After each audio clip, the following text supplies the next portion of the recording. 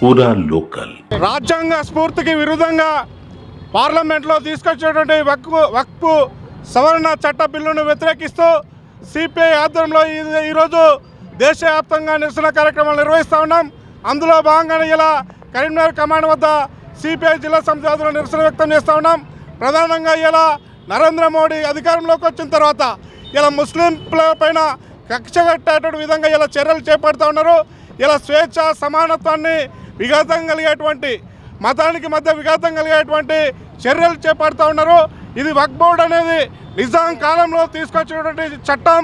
ఆ రోజు నిజాం కాలంలోనే ఇలా హిందువులకు హిందూ మాన్యం భూములు, ఆ మాన్యం భూముల్లో ఆ యొక్క భూములు పంట సాగు చేసుకుంటూ ఆ యొక్క దేవాలయాలను అభివృద్ధి చేసుకునేటువంటి అటువంటి విధానం ఉండేది.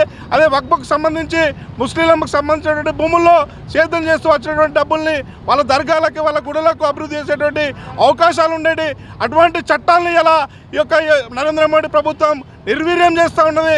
ఇలా ప్రజల మధ్య విచ్ఛిన్నం చేయడానికి ప్రయత్నం చేస్తూ ఉన్నది. ఇలా గత అనేక సంవత్సరాలుగా ఈ నరేంద్ర మోడీ ప్రభుత్వం ముస్లింలకు వ్యతిరేకమైనటువంటి చట్టాలు తీసుకొస్తూ ఉన్నారు. ఇలా కేంద్రంలో ఉన్నటువంటి అధికార బలంతో ఇలా వాళ్ళు ఏకపక్షంగా ఈ యొక్క నిర్ణయాలు తీసుకొస్తూ ఉన్నారు. ఇప్పటికైనా ప్రజల యొక్క స్వేచ్ఛ సమానత్వాన్ని దృష్టిలో ఉంచుకొని ఈ యొక్క వక్ఫ్ సవరణ చట్ట బిల్లును వెనక్కి తీసుకోవాలని చెప్పి సిపిఐగా డిమాండ్ చేస్తూ ఉన్నాం.